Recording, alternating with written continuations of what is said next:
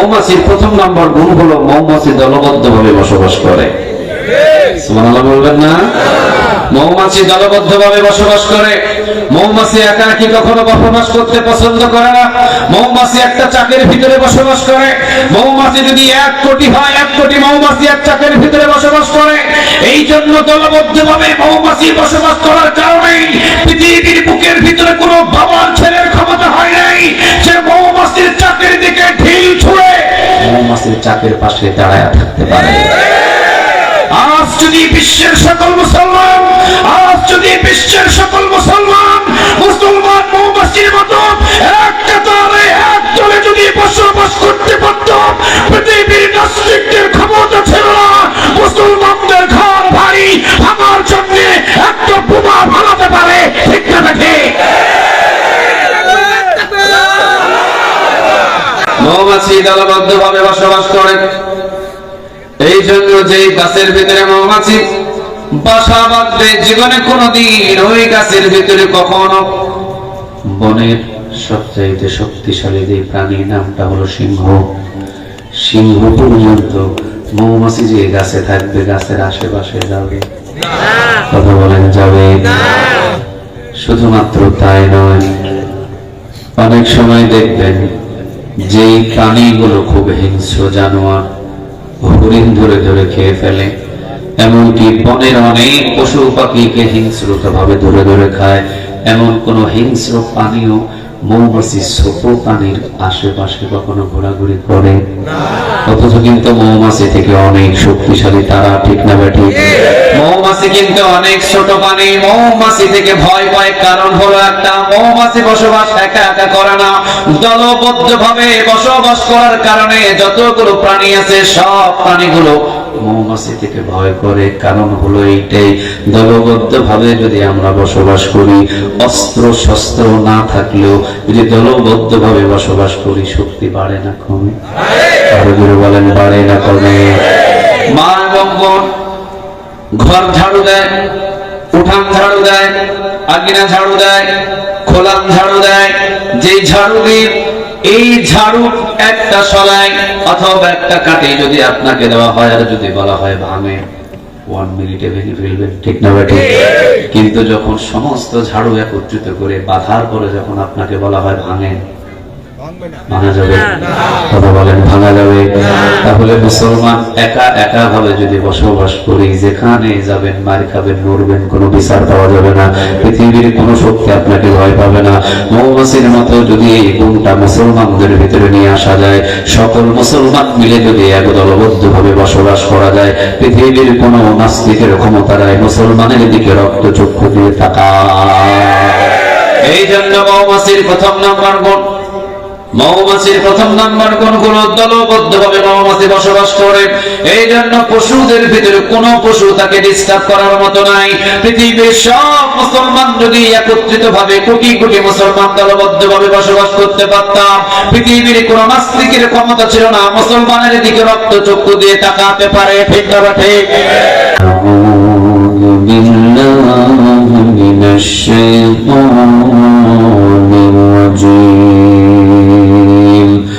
بسم الله الرحمن الرحيم إن الله وملائكته يصلون على النبي يا أيها الذين آمنوا صلوا عليه وسلموا تسليما اللهم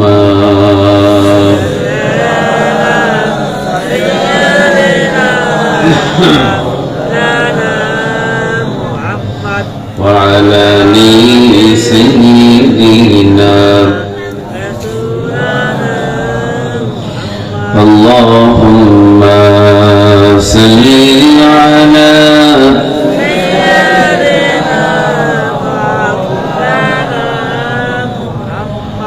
وعلى آل سيدنا মন আমার কাঁদে রে, প্রাণ আমার কাঁদে রে, যেতে সোনার মদিনা। মন আমার কাঁদে রে, প্রাণ আমার কাঁদে রে, যেতে সোনার মদিনা। যেই মদিনা ধন্য হলো, যেই মদিনা ধন্য হলো, এ তোমার ঠিকানা।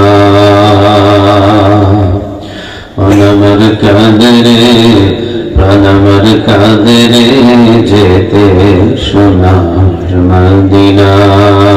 আল্লাহুম্মা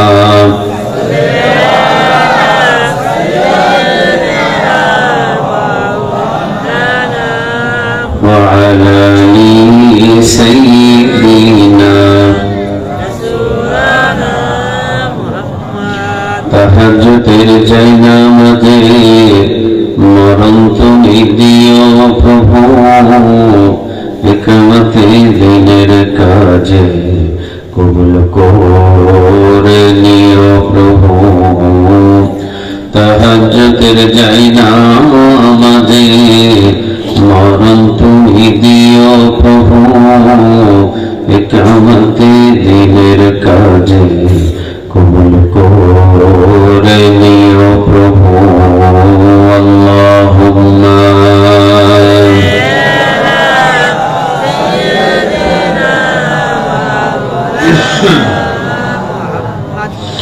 وعلى آل سيدنا اللهم صل على محمد. اللهم صل على محمد وعلى آل محمد كما صليت على إبراهيم وعلى آل إبراهيم إنك حميد مجيد. اللهم بارك على محمد وعلى آل محمد كما باركت على إبراهيم وعلى آل إبراهيم إنك حميد مجيد. لا إله إلا الله، لا إله إلا الله، لا إله إلا الله، لا إله إلا الله، لا إله إلا الله। আল্লাহ নামের জিকির করবে যারা, আল্লাহর প্রিয় বান্দা তারা, আল্লাহর প্রিয় বান্দা যারা, জান্নাতে প্রবেশ করবে তারা। জোরে লা ইলাহা ইল্লাল্লাহ, লা ইলাহা ইল্লাল্লাহ, লা ইলাহা মুহাম্মাদুর রাসূলুল্লাহ সাল্লাল্লাহু আলাইহি ওয়াসাল্লাম। পাবনাবাসী আপনারা সবাই কেমন আছেন? আলহামদুলিল্লাহ, আমি ভালো আছি। কিন্তু আপনারা যে স্বাধীন দেশে এত ভালো আছেন যে আওয়াজেই বোঝা যাচ্ছে কেমন আছেন।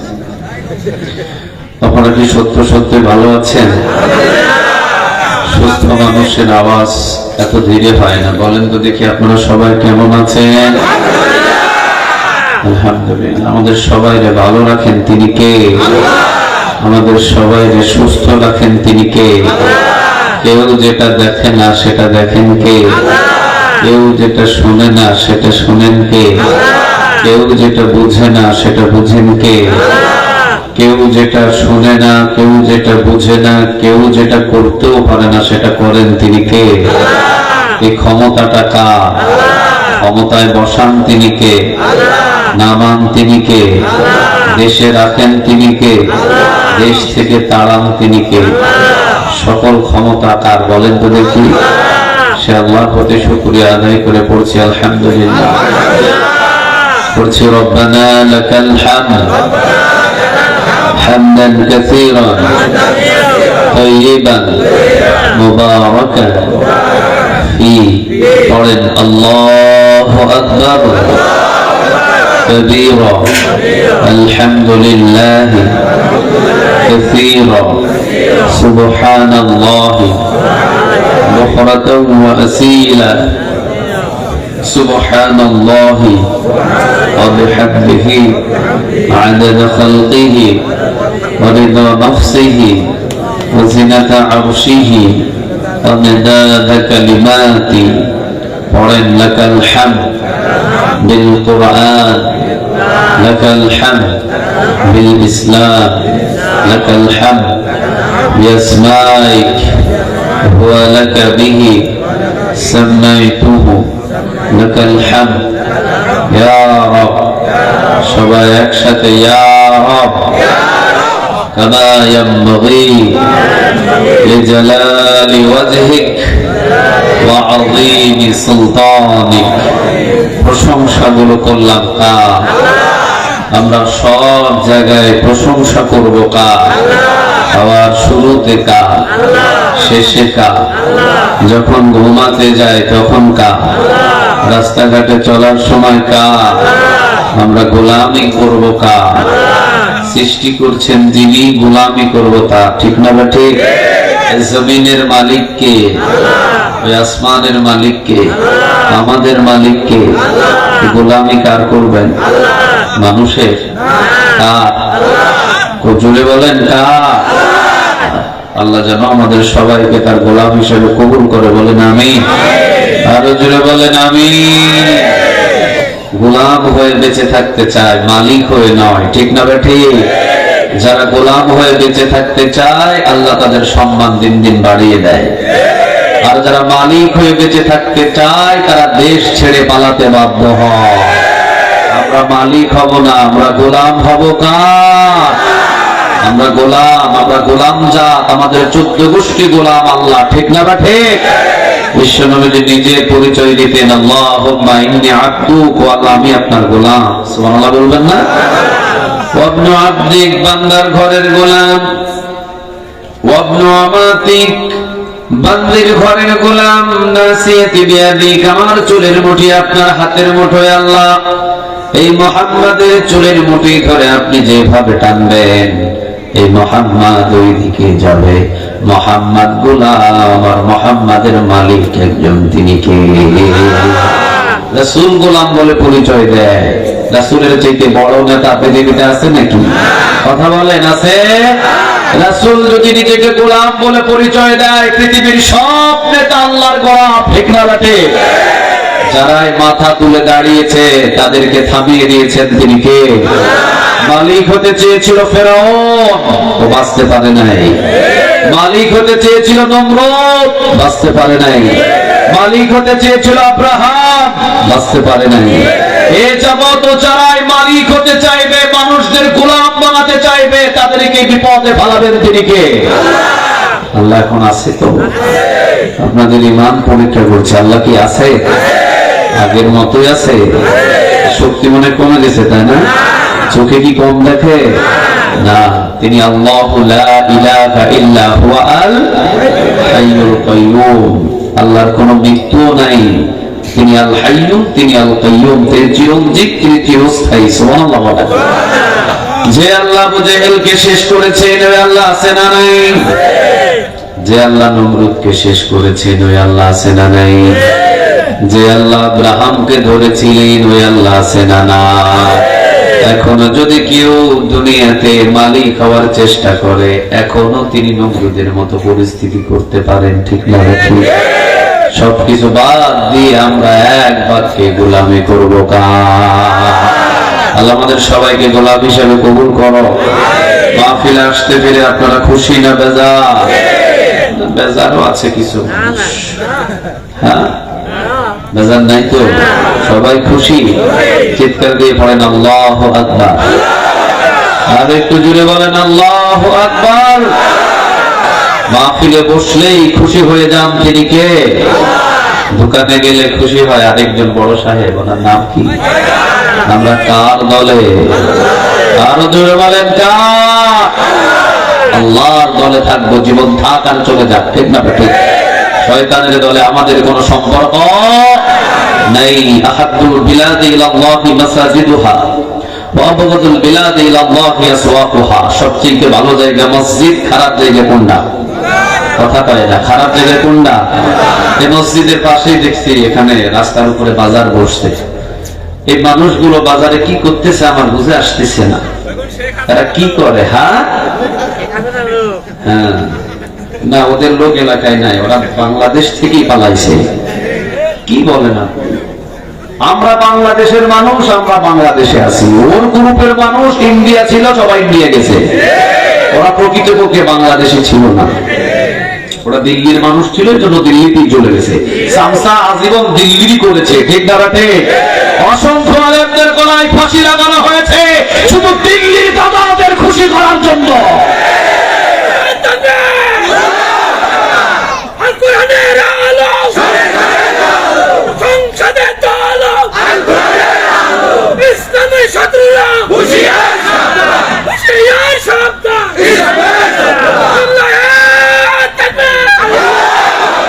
আমরা কোন দাদাকে খুশি করতে চাই না, আমরা খুশি করতে চাই একজনকে। তিনি কে? জুড়ে বলেন, তিনি কে? খুব সময় যে আপনাদেরকে বিরক্ত করব তাও না। কোরআন থেকে কথা শুনলে ইমান বাড়ে না কমে? কথা বলেন, বাড়ে না কমে? বাড়ে। ইন্নাল্লাযীনা ক্বালু রাব্বুনাল্লাহ, আমাদের রব কে? আরো জুড়ে বলেন, আল্লাহ। তো আল্লাহ রাব্বুল আলামিনের কোরআন থেকে আমরা অল্প কিছু সময় কথা শুনবো ইনশাআল্লাহ। আমরা দুনিয়ার লোভী হব না, আমরা আখিরাত লোভী হব। রাজি আছেন তো? কথা বললেন না যে? আমরা দুনিয়া লোভী নই, আমরা লোভী হব কার? আল্লাহ। আল্লাহ ভালোবাসা পাওয়ার জন্য যদি জেলখানায় যেতে হয়, জেলখানায় যেতে রাজি আছেন? আল্লাহকে, আল্লাহর ভালোবাসা পাওয়ার জন্য যদি দেশ ছাড়তে হয়, দেশ ছাড়তে রাজি আছেন? আল্লাহর ভালোবাসায় যদি পাবনায় কারাগারে আপনাকে 10 বছর রাখা হয়, 10 বছর থাকতে রাজি আছেন? যা হয় হোক, ফাঁসির মঞ্চে উঠবো, কখনো আল্লাহ থেকে দূরে সরে যাব না। কাকে খুশি করব? একজনকে। তিনি কে?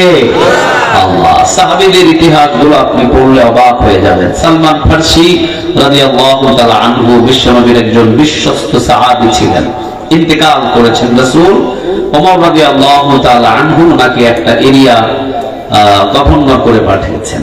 উনি এক এরিয়ার গভর্নর। সালমান ফারসি রাদিয়াল্লাহু তাআলা আনহুকে দেখার জন্য এক দেশের রাষ্ট্রদূত এসেছে। বলছেন, সালমান ফারসির ঘর কই? দেখিয়ে দিচ্ছে মসজিদ। সুবহানাল্লাহ বলেন। কি বলেন? আপনাদের দেশের একজন গভর্নর, ওনার ঘর হবে, প্রাসাদ হবে, অনেক বড় বাড়ি হবে। সালমান ফারসি রাদিয়াল্লাহু তাআলা আনহুর ঘরটা কোথায়? রাষ্ট্রদূত এসেছেন দেখার জন্য, সবাই দেখিয়ে দিচ্ছেন ওই মসজিদই হলো ওনার ঘর। ওখানেই উনি খাবার খান, ওখানেই উনি থাকেন, ওখানেই উনি বিচার কাজকর্ম শেষ করেন। সুবহানাল্লাহ বলেন। আর কোন ঘর নাই, করে না, আর কোন ঘর নাই। ওনার ব্যাংক ব্যালেন্স কোনো কিছুই নাই, যা বেতন পায় সব এতিমদের কাছে বিলিয়ে দেয়। খাবার আসলে খাবার খান, না আসলে সারাদিন আল্লাহর জন্য রোজা রাখেন। সুবহানাল্লাহ। সব মানুষগুলো রাষ্ট্রদূত মিলে সালমান ফারসি রাদিয়াল্লাহু তাআলা আনহুকে বললেন, সালমান আপনি অনুমতি দেন, আপনি যদি অনুমতি দেন তাহলে আপনার জন্য আমরা একটা ঘর বানাবো। সালমান বললেন, ঘর কি বানাতেই হবে? হ্যাঁ বানাবো। সালমান বললেন, আমার বডির মাপ নেন। মাপ দিয়ে দেখা গেল উনি ওনার হাতে 3.5 হাত। কয় হাত? কয় না, কয় হাত? উনি ওনার হাতে 3.5 হাত। এবার প্রশস্ত নেন, প্রশস্ত নিলেন। এরপরে বললেন, আমার মাপ যতটুকু এতটুকু আমার জন্য ঘর বানান, মানে আমার জন্য কবর খনন করেন। সুবহানাল্লাহ বলবেন না? সবাই বললেন, কি বলেন? সালমান ফারসি রাদিয়াল্লাহু তাআলা আনহু বললেন, হ্যাঁ ঠিকই বলেছি। কোন ঘর আমি বানাবো? আমার মৃত্যুর পর যে ঘরে মশা মাছি ছাড়া কোনো মানুষ বসবাস করতে পারবে? আমার আসল ঘর তো কবরের ঘর। এটাই তো আমার ঠিকানা। একদিন মাটির ভিতরে হবে ঘর রে মন আমার, কেন বন্ধ দালান ঘর রে মন আমার, কেন বন্ধ দালান ঘর। প্রাণ পাখি উড়ে যাবে পিঞ্জর ছেড়ে, ধরা ধামে সবই রবে, তুই যাবে চলে। বন্ধু বান্ধব যত, মাতা পিতা তারা শত, সকলে হবে তোমার পরে। মন আমার কেন বাঁধ দালান ঘরে, মন আমার কেন বাঁধ দালান ঘর। আওয়াজ দিয়ে বলেন ঠিক না বা ঠিক? সব পড়ে হবে। সালমান ফার্সির যদি ঘর হয় তাহলে হবে সেই কবর। কবর ছাড়া দুনিয়াতে কোনো দালান কোঠা বানানোর আমার কোনো প্রয়োজন নাই। আমার হবে সেই ঘর। সবাই অবাক হয়ে গেলেন। সালমান ফার্সি রাদিয়াল্লাহু তাআলা আনহু জীবিত থাকাকালীন কোন ঘর বানান নাই। মসজিদই ছিল তার ঘর, মসজিদই ছিল তার বাড়ি। আর কবর খনন করে কবরের কাছে গিয়ে কবরকে জিজ্ঞাসা করতেন, তুমি হলে আমার আসল ঘর। সুবহানাল্লাহ। অথচ একটা দেশের গভর্নর ঘরের পাগল নয়, বাড়ির পাগল নয়, গাড়ির পাগল নয়, পাগল ছিলেন কার? জোরে বলেন কার? ওমর রাদিয়াল্লাহু তাআলা আনহুর সময় ওমর নামাজ পড়িয়ে বাহির হচ্ছেন। কথা বোঝা যাচ্ছে তো না? কষ্ট হচ্ছে আপনাদের? ওমর রাদিয়াল্লাহু তাআলা আনহুর জামানায় 10 বছরেরও বেশি খলিফা ওমর। ওমর মসজিদে নামাজ পড়ছেন। যিনি রাষ্ট্রপ্রধান তিনি মসজিদের ইমাম। সুবহানাল্লাহ। বাড়িতে গিয়ে বলেন, আওয়াজ দিয়ে বলেন আল্লাহু আকবার। আমরা চাই বাংলার জমিনের ভিতরে, আমরা চাই বাংলার জমিনের ভিতরে যিনি পার্লামেন্ট মেম্বার হবেন, যিনি মসজিদের ইমাম হবেন, যিনি মসজিদের খতিব হবেন, যার ভিতরে কোরআনের আয়াত থাকবে, যিনি আলেম হবেন, যিনি মসজিদের খুতবা দেওয়ার যোগ্যতা লাভ করবেন, তিনি হবেন আমাদের নেতা। ঠিক না ঠিক?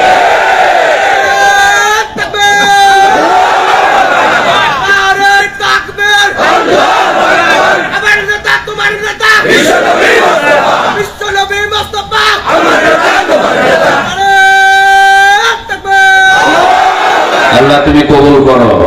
আরো জোরে বলেন আমিন।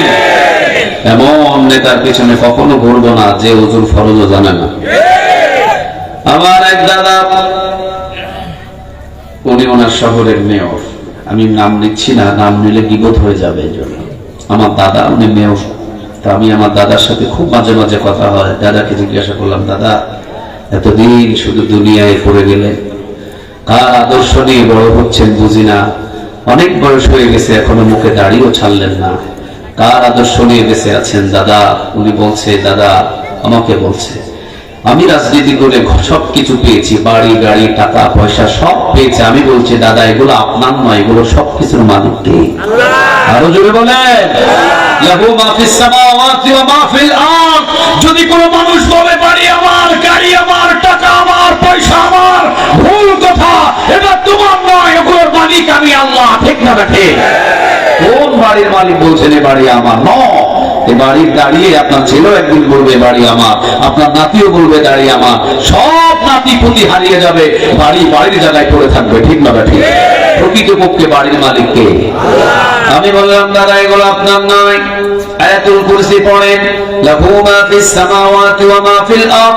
আসমান এবং জমিনে যা কিছু আছে সবকিছুর মালিক একজন, তিনি কে? আপনি বলেন এ যাবত কি শিখলেন? উনি বললেন অনেক কিছু শিখেছি। আমি মজা করে বললাম, দাদা বলেন তো দেখি গোসল কয় ফরজ? দাদা মুস্কি হাসি দিয়ে বলছেন, কি কথা বুঝে জানি না। আপনি বলেন, আপনি মানুষের নেতা, আপনি যদি গোসলের ফরজ না জানেন আপনার কর্মীও গোসলের ফরজ জানবে না। ঠিক না ঠিক? নেতা যদি নামাজি হয় কর্মী নামাজি হবে, নেতা যদি তাহাজ্জুদ গুজার হয় কর্মী তাহাজ্জুদ গুজার হবে, নেতা যদি তাফসীর বুঝে কর্মীও তাফসীর শিখবে, নেতা যদি চোর হয় ডাকাত হয় বাটপার হয় কর্মীও চোর ডাকাত বাটপার হবে। ঠিক না ঠিক?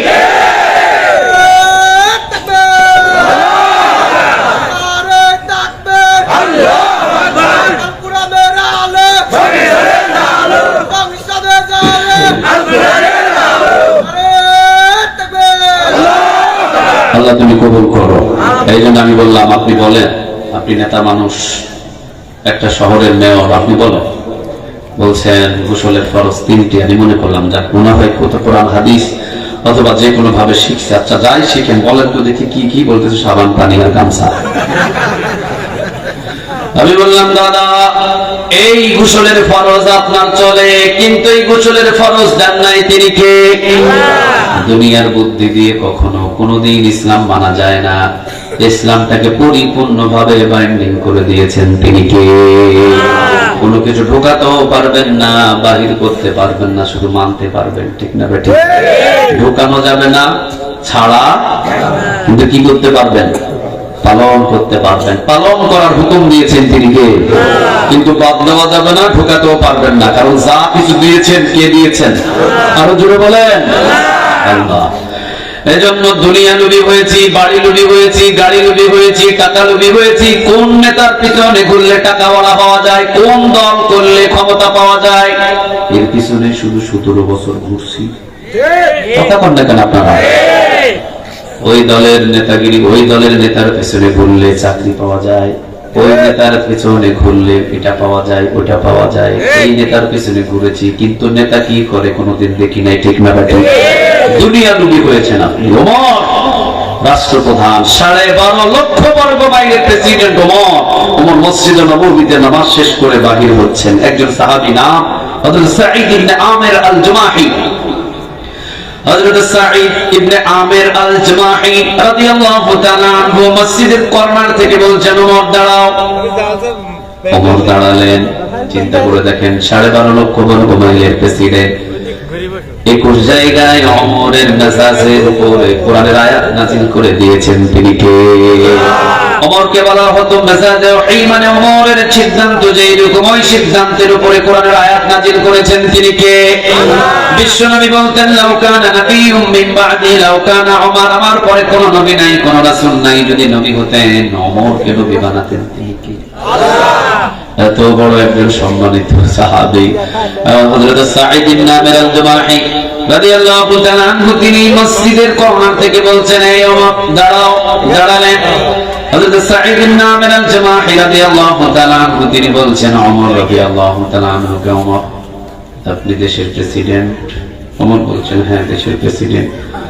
হযরত সাঈদ বলছেন, ওমর সাবধানে দেশ চালাও। সুবহানাল্লাহ নাই? হ্যাঁ, সাবধানে দেশ চালাও। আচ্ছা, আমাদের প্রধানমন্ত্রীকে যদি কোনো রিকশা চালক দাঁড়ায় বলে, এই সাবধানে দেশ চালাও, পরের দিন দেখবেন যে রিকশা চালক এলাকা থেকে আউট। কথা বলেন না কেন? অহংকার। 5 কারণে আল্লাহ জালিমদেরকে ধ্বংস করে দেয়। কারণ কয়টা? আরো জোরে বলেন, কয়টা? এক, তাদের ভিতরে অহংকার বেড়ে যায়। তাদের ভিতরে এমন অহংকার বেড়েছিল, তারা বলেছিল 2041 সাল। আল্লাহ বলল, এত অহংকার করো না, 1 সেকেন্ড তো কারো বিশ্বাস নাই। ঠিক না ঠিক? মৃত্যু দেন তিনি কে? আরো জোরে বলেন। হযরত সাঈদ ইবনে আল জামির, হযরত সাঈদ ইবনে আমর আল জামিদ আল জুমাহি রাদিয়াল্লাহু তাআলা আনহু বললেন, ওমর সাবধানে দেশ চালাও। আচ্ছা, আপনাকে যদি কেউ সাবধান করে আপনি খুশি হবেন না বেজার হবেন? বেজার, খুশি হবে। আমাকে যদি একজন এখানে দাঁড়ায় বলে, এই হুজুর সাবধানে ওয়াজ করেন, এই হুজুর এটা দেখে দেখে ওয়াজ করেন, এমনি করেন, এমনি করেন, আমি খুশি হব? আমি বলবো ঠিক আছে, আমিও তোরে বুঝাই দেবো একদিন। ওমর রাদিয়াল্লাহু তাআলা আনহুকে যখন হযরত সাঈদ ইবনে আমির আল জুমাহি যখন বললেন, ওমর সাবধানে দেশ চালায়, ওমর রাদিয়াল্লাহু তাআলা আনহু খুশি হয়ে গেলেন। খুশি হয়ে বললেন, সাঈদ আমি বড় পছন্দ করেছি তোমার এই কথাটা, তুমি আমাকে সাবধান করছো। যে আখিরাতের ব্যাপারে সাবধান করে সেই তো প্রকৃত বন্ধু। ঠিক না? যে আমার আখিরাতের বিষয়ে আমাকে সাবধান করে সেই তো আমার প্রকৃত বন্ধু। আর যে চুরি শিখায়, ডাকাতি শিখায়, মানুষ খুন করা শিখায়, ভোট চুরি করা শিখায়, মানুষের উপরে জুলুমি করা শিখায়, সে আমার কখনো বন্ধু হতে পারে? আমার বন্ধু তো সে যে আমার হাতে একজনের কিতাব ধরিয়ে দেয়। কিতাবটা কার? আরো জোরে বলেন, কার? সেই আমার বন্ধু যে আমার সামনে সে বুক ফুলে আমাকে জিকির শিখায়, লা ইলাহা ইল্লাল্লাহ, লা ইলাহা ইল্লাল্লাহ, মুহাম্মাদুর রাসূলুল্লাহ সাল্লাল্লাহু আলাইহি ওয়াসাল্লাম। ওমর বলছেন, তুমি আমাকে সাবধান করেছো, আমি খুশি হয়েছি। আজকে তোমার জন্য একটা ফয়সালা। কি ওমর? আমি তো গরিব মানুষ। ঈমান এনেছো কতদিন হলো? ঈমান এনেছি বেশি দিন হয় নাই। অল্প কিছুদিন হয়েছে ঈমান এনেছি। ওমর বললেন, আমার তোমাকে বেশি প্রয়োজন, যে আমাকে রাষ্ট্র পরিচালনা করতে যে ভয় দেখায়, আমি তাকে সিরিয়ার হিমস বলে একটা জায়গা আছে, ওই দেশের গভর্নর তোমারে বানিয়ে দেব। সুবহানাল্লাহ। বাড়িতে গিয়ে বললেন। ওমর দুইটা চিন্তা নিয়ে তাকে গভর্নরের চাকরি দিলেন। নাম্বার 1, তুমি আমারে ভয় দেখিয়েছো, আমিও তোমারে দেখবো যে তুমি কেমনে দেশ চালাবে, আমি তোমার কাছ থেকে জেনে নেব, বুঝে নেব। দ্বিতীয় নাম্বার, তুমি আমাকে সাবধান করেছো, বোঝা যায় দেশ চালানোর জন্য তোমার ভিতরে ভয় আছে। কার? আরো জোরে বলেন কার? যাও। ওমর রাদিয়াল্লাহু তাআলা আনহুর সামনে হযরত সাঈদ বললেন, ওমর, আমি হলাম গরিব মানুষ, ঘর নাই, বাড়ি নাই, টাকা নাই, পয়সা নাই, কিছুই নাই, আপনি আমাকে সিরিয়ার হিমসের গভর্নর বানাবেন। হ্যাঁ, আপনাকে আমি বানাবো। আজ থেকে আগামীকাল থেকে আপনি হিমসের গভর্নর। চিৎকার দিয়ে বলেন আল্লাহু আকবার। চিন্তা করছেন, ঘর নাই, বাড়ি নাই, টাকা নাই, পয়সা নাই, কিছু নাই, তাকওয়া আছে। কি আছে? আরো জোরে বলেন, কি আছে? কারণ অন্তরে ভয়টা আছে কার? আরো জোরে বলতে হবে কার? যাও, তোমাকে আমি সিরিয়ার হিমসের গভর্নর। হিমস এটা এমন একটা জায়গা, ঢাকা শহরের পুরো বাংলাদেশের রাজধানীর নাম কি? কথা বলে না। ঢাকার ভিতরে সবচেয়ে দামি জায়গাগুলো কোনগুলা? গুলশান, বনানী।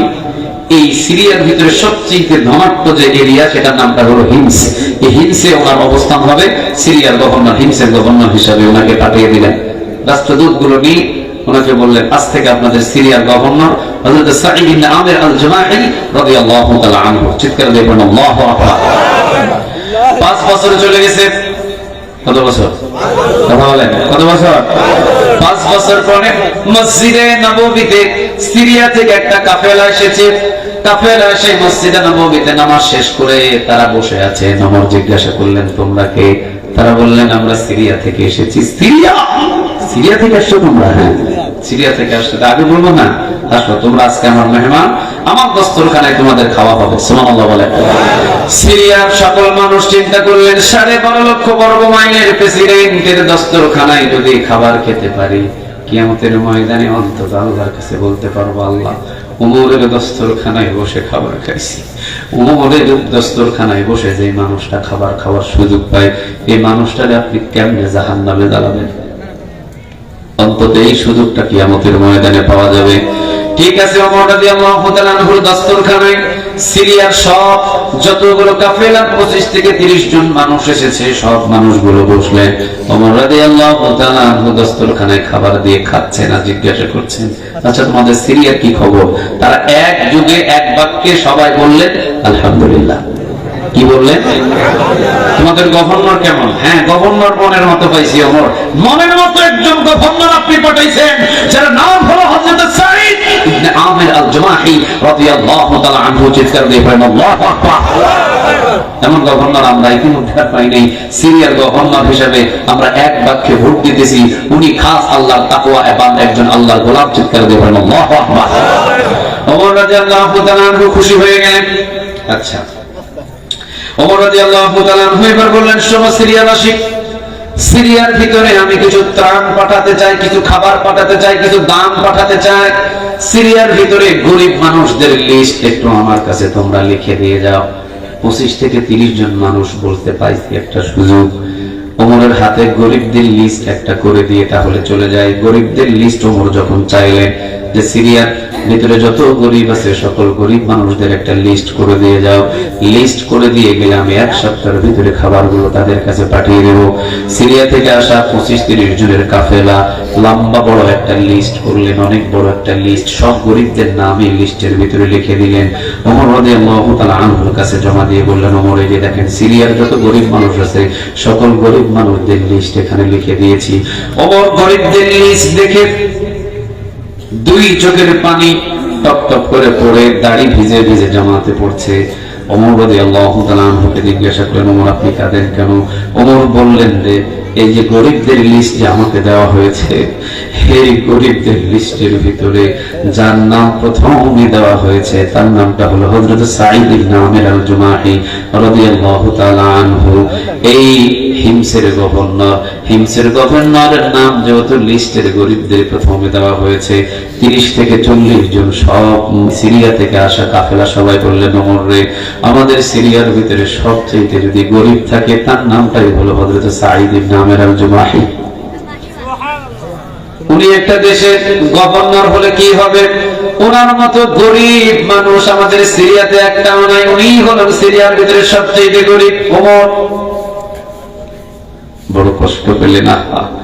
5 বছর আগে যারে আমি সিরিয়া শাসন করার জন্য সিরিয়ার গভর্নর করে পাঠাইছি, আজ পর্যন্ত তিনি গরিব হয়ে বসে আছেন।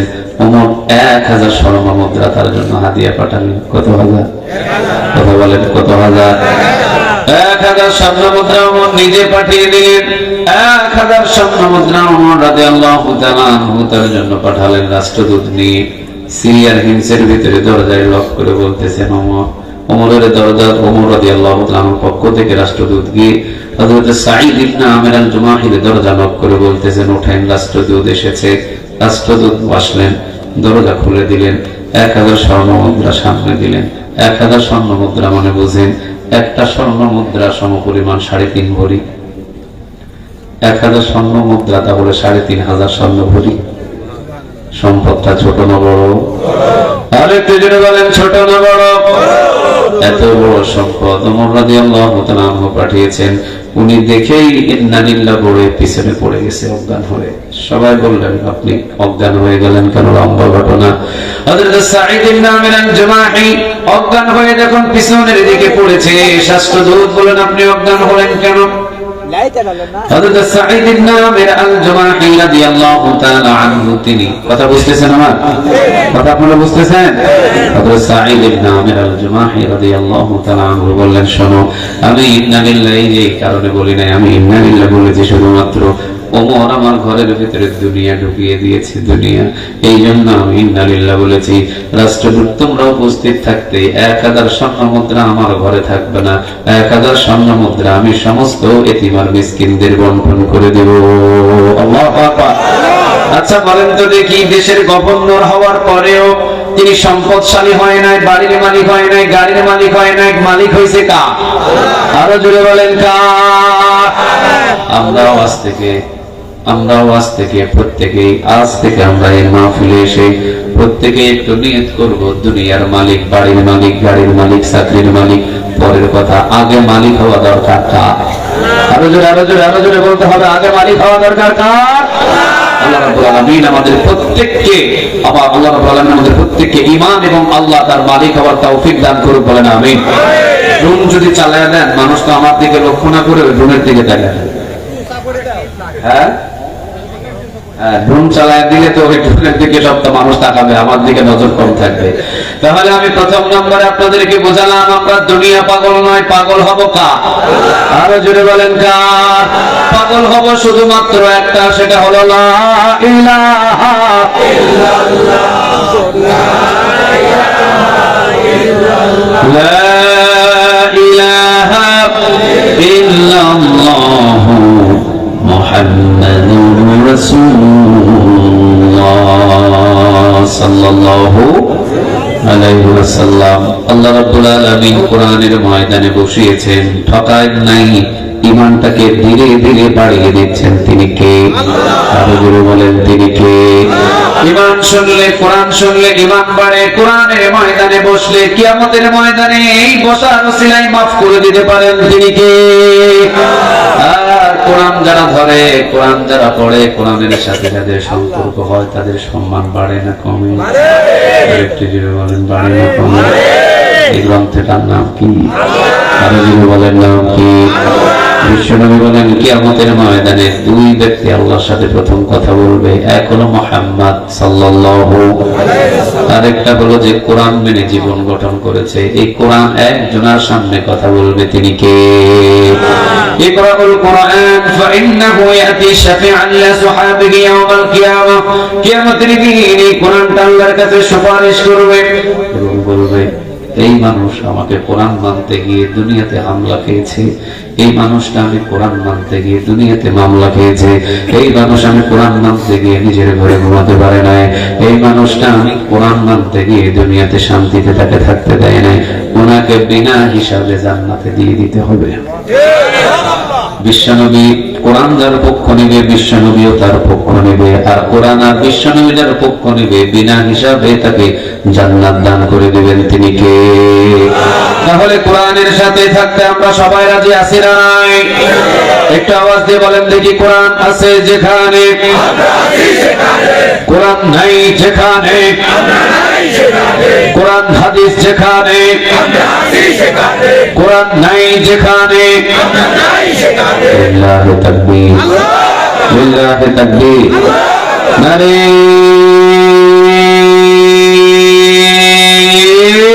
তাকবীর। আল্লাহ আমাদের তাকবীর গুলোকে তুমি কবুল করো, আমিন। আরো জোরে বলেন আমিন। এই কোরআনের ভিতরে সূরা আছে কয়টা? আর একটু জোরে বলেন তো দেখি কয়টা? আজকে আমরা কথা শুনবো 16 নম্বর সূরা থেকে। কত নম্বর? কথা বলেন কত নম্বর? ক্রমিক নম্বর 16, ক্রমিক নম্বর 16। আজকে আমরা কথা শুনবো 16 নম্বর সূরা, সূরা আন-নাহল থেকে। নাম কি? সবাই বলেন নাম কি? সূরা আন-নাহল এর 90 নম্বর আয়াত থেকে। আয়াত সংখ্যা কত? কথা বলেন আয়াত সংখ্যা কত? আন-নাহল, আন-নাহল অর্থ হলো মৌমাছি। আন-নাহল অর্থ কি?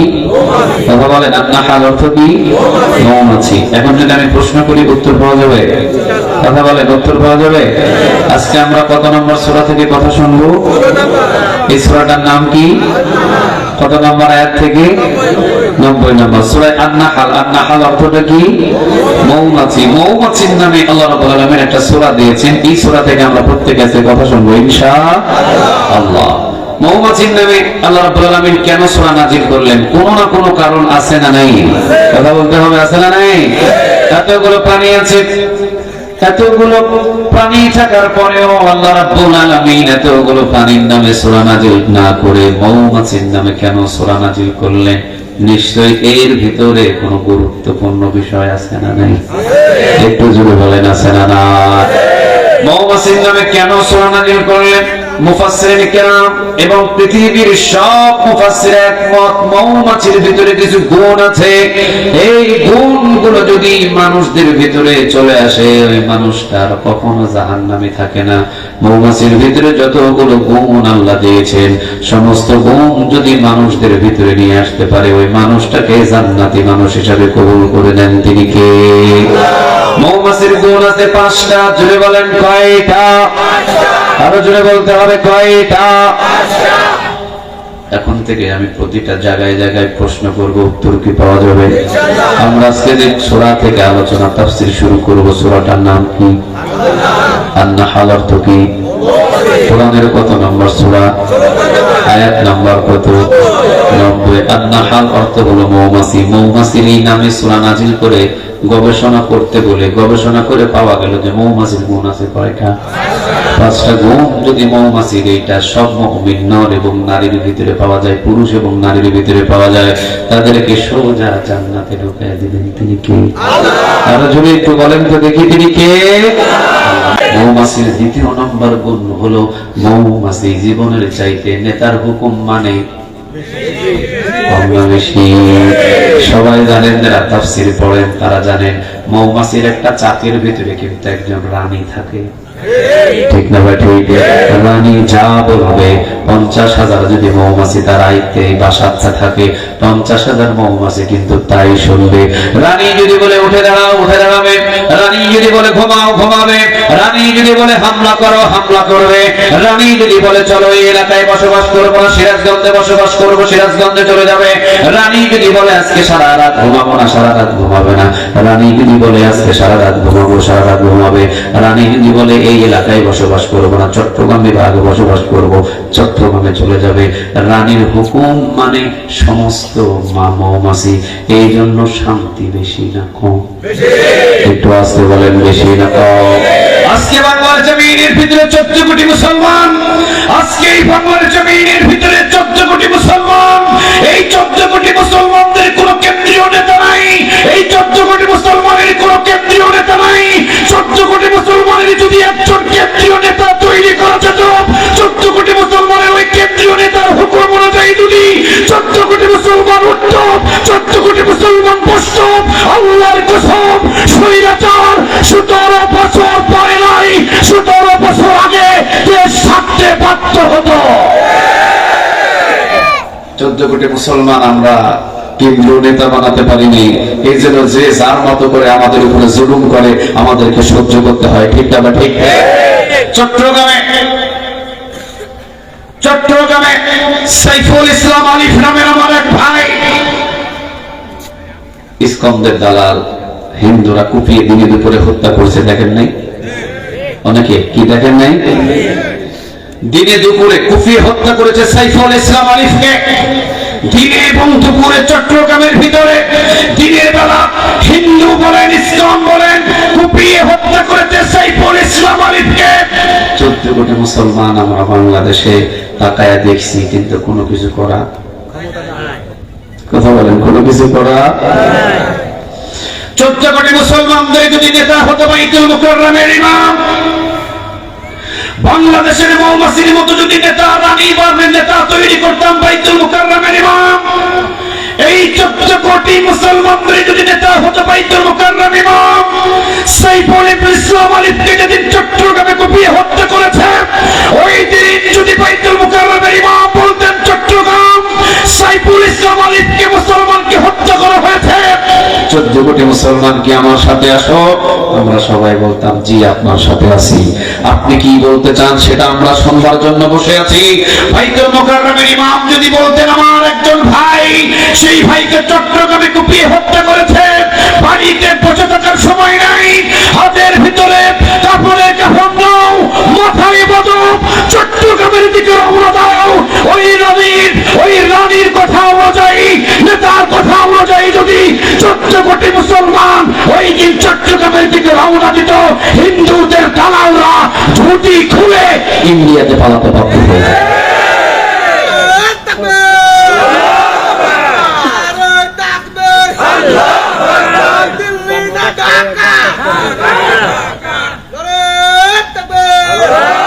আল্লাহ তুমি কবুল করো। আর একটু জুড়ে বলেন আমিন। মৌমাছির দ্বিতীয় নাম্বার গুণ, সে কি মানে? কথা বলেন, কি মানে? নেতার হুকুমটা জীবনের চাইতে হুকুম মানে বেশি না কম? আর একটু জুড়ে বলেন, বেশি না কম? নেতার হুকুম পালন করার কারণে বাংলার জমিনের ভিতরে নেতার হুকুম অমান্য করার কারণে এতগুলো বিপদ। নেতাকে যদি আমরা সবাই মানতে পারতাম 14 কোটি মুসলমান, শান্তি জমিনের ভিতরে বেশি হতো না কম হতো? আর একটু জুড়ে বলেন, বেশি হতো না কম হতো? আপনাদেরকে একটা কথা আমি বলি, চট্টগ্রাম নয়, ঢাকা শহর নয়, পুরা বাংলার জমিনের ভিতরে বাইতুল মুকাদ্দাস নামে একটা মসজিদ আছে না নেই? প্রতিনিয়ত সেখানে বোমা পড়ে, প্রতিনিয়ত ইসরায়েলের দালালরা সেখানে অত্যাচার করে, অথচ বাইতুল মুকাদ্দাস শুধু ফিলিস্তিনের নয়, সারা পৃথিবীর মুসলমানের সম্পদ। ঠিক না ঠিক? আপনারা বলেন তো দেখি, সারা বিশ্বের সকল মুসলমানদের কেন্দ্রীয় নেতা নাই?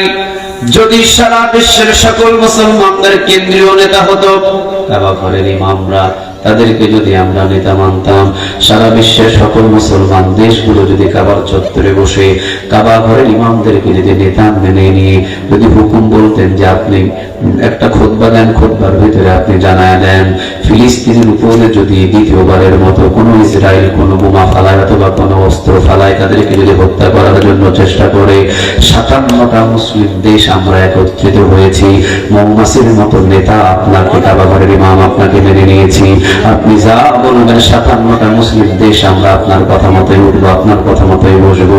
কাবা ঘরের ইমাম যদি খুতবা দিতেন, এই ইসরায়েল সাবধান হয়ে যা, 57টা মুসলিম দেশ আমার সাথে আছে, 57টা মুসলিম দেশ আমার সাথে আছে, 57টা মুসলিম দেশের নেতা হলাম আমি। আমি যদি শুধু ইশারা করি, আর যদি একবার ফিলিস্তিনের উপরে কোন ধরনের আক্রমণ হয়, আমি যদি কাবা ঘরের ইমাম যদি 57টা দেশকে ইশারা করি, 57টা দেশ যদি একযোগে তোর উপরে আক্রমণ করে, তাহলে পৃথিবীর মানচিত্র থেকে ইসরায়েল নামটা মুছে যাবে।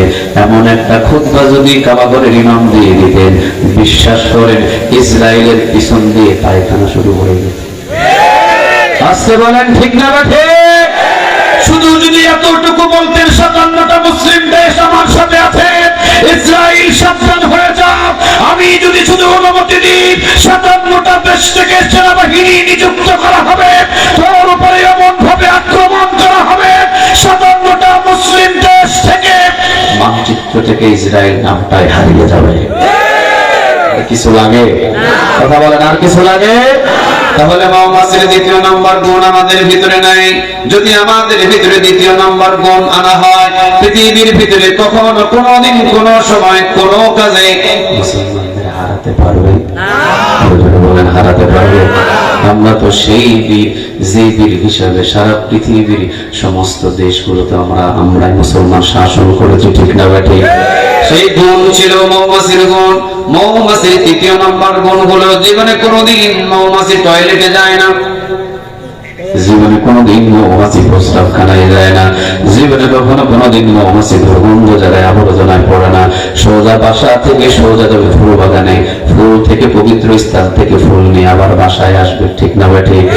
মুমিনদের ভিতরে যদি মৌমাছির এই গুণটা আসতো, জীবনে কোনোদিন কখনো মুমিন বান্দা কোনোদিন সিনেমা হলে যাবে না, জীবনে কোনোদিন গানের কনসার্টে যাবে না, জীবনে কোনোদিন নর্তকীদের যাত্রা গানে যাবে না, জীবনে কোনোদিন খারাপ স্থানে যাবে না।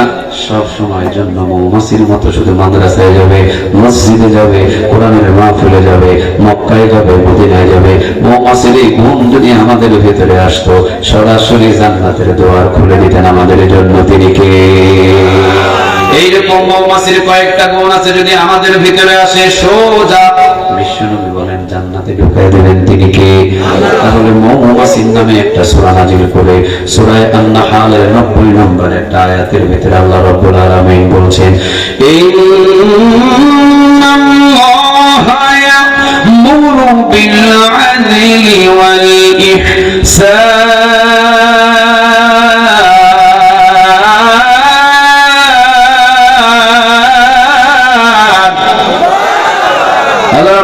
বলছেন, ইন্নাল্লাহা ইয়া'মুরু বিল আদলি ওয়াল ইহসানি ওয়া ইতা'িল কুরবা ওয়া ইয়ানহা আনিল ফাহশাই ওয়াল মুনকারি ওয়াল বাগই ইয়া'iযুকুম লা'আল্লাকুম তাযাক্কারুন।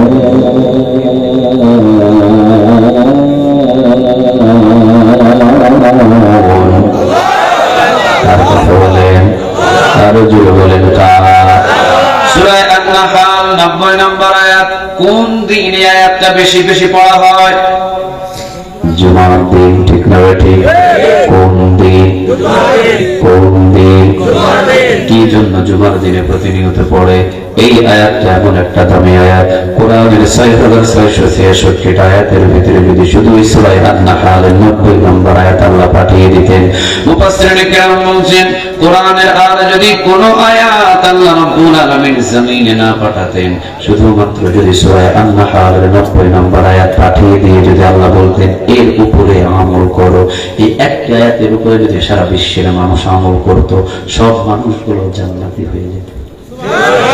এখন বলেন আয়াতটার মূল্য এবং সম্মান বেশি না কম? ইন্নাল্লাহা ইয়া'মুরু বিল আদলি ওয়াল ইহসান।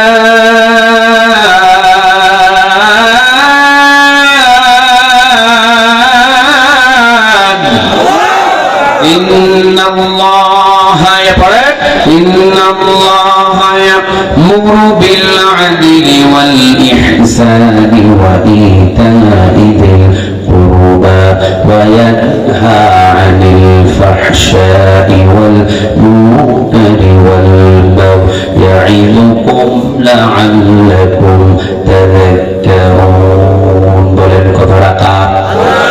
আমরা সবাই জানি আয়াত, সবাই পড়ি আমরা আয়াত, সবাই মানি, বলেন সবাই মানি? সবাই যদি মানতেন পুরা জান্নাতের বাগানটা দেশটা বানায় দিতেন তিনি কে? আল্লাহ রাব্বুল আলামিন এই দামি আয়াতে তিনটা আদেশ দিয়েছেন, তিনটা নিষেধ করেছেন, তিনটা ধরতে বলেছেন, তিনটা ছাড়তে বলেছেন, তিনটা আমল করতে বলেছেন, তিনটা থেকে দূরে থাকতে বলেছেন কে? মোট কথা বলেছেন কয়টা? ছয়টা। মোট কথা বলেছেন কয়টা? সবগুলো ভেঙে দিচ্ছি। মোট কথা বলেছেন কয়টা? ধরতে বলেছেন কয়টা? ছাড়তে বলেছেন কয়টা? তাহলে ওয়াজটা আমার নয়, ওয়াজটা স্বয়ং করেছেন তিনি কে? ইন্না মানে নিশ্চয়ই, আল্লাহ মানে আল্লাহ, ইয়ামুরু মানে আল্লাহ আদেশ দিচ্ছেন, বিল আদল ইনসাফ ওয়ালা হয়ে যাও, ওয়াল ইহসান ইহসান ওয়ালা হয়ে যাও, ভালো ব্যবহারকারী হয়ে যাও, ওয়া ইতাইল কুরবা আত্মীয় স্বজনদের হকগুলো তোমরা দিয়ে দাও, ওয়া ইয়ানহা এবং নিষেধ করেছেন আনিল ফাহশা অশ্লীলতা বন্ধ